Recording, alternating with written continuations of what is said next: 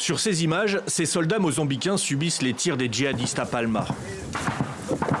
Nous sommes à peine quelques jours après le début d'un des actes terroristes les plus violents depuis des décennies. Dans cette région du nord du Mozambique, le bilan de ce massacre reste inconnu.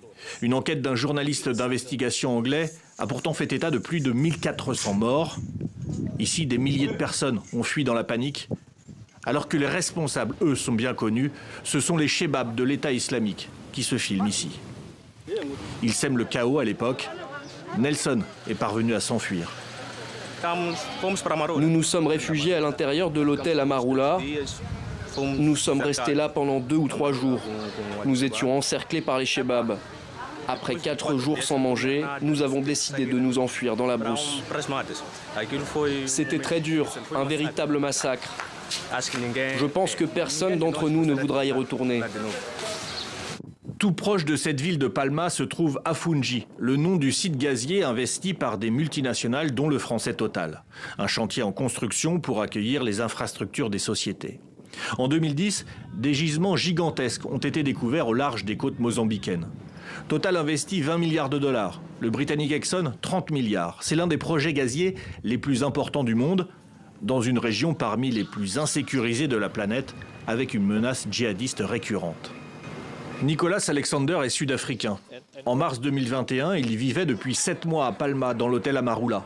Il travaillait avec Total depuis 2013 pour construire les bâtiments sur le site Afungi. Il a réussi à survivre, livré à lui-même, avec d'autres employés. On était 160 là-dedans et on n'avait nulle part où aller. Clairement, les gens attendaient de l'aide, mais personne n'était là. Après 4 jours d'enfer, ils ont décidé de fuir en voiture, comme ils pouvaient. Avec mon ami Phil et mon collègue, nous étions dans la dernière voiture du convoi. Phil, mon ami, a été tué devant nous. Et notre voiture, la toute dernière, s'est immobilisée juste devant 2 insurgés. Nous avons été attaqués. On est sorti du véhicule. Mon employé a été tué et on n'a jamais retrouvé son corps. Moi et ceux qui restaient avons tous couru dans des directions différentes. Nick a vu des amis mourir autour de lui. Alors en octobre 2023, avec 2 autres survivants et 4 ayants droit de personnes décédées, il a porté plainte contre Total Energy. Qui d'autre peut parler pour mon employé ? Un jeune homme qui est venu de Pemba, à côté, pour trouver du travail, et qui a travaillé pour nous. Est-ce qu'on oublie tous ces gens ? Porter plainte, c'est la seule bonne chose à faire. Beaucoup de gens sont morts. Nous voulons des réponses sur pourquoi il n'y a pas eu d'effort pour nous sauver.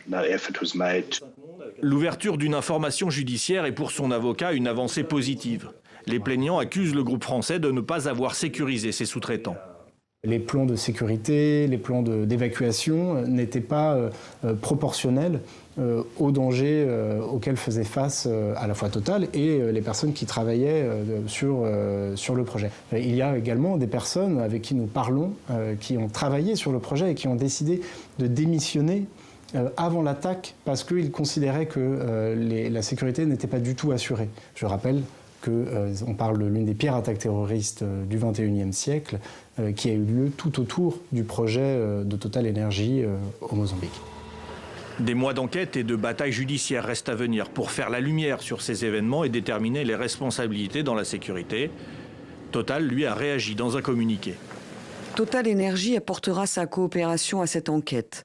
Total Energy rejette fermement les accusations et rappelle l'aide d'urgence que les équipes ont apportée et les moyens qu'elles ont mobilisés afin de permettre l'évacuation de plus de 2500 personnes, civils, personnels, contractants et sous-traitants, du site d'Afungi.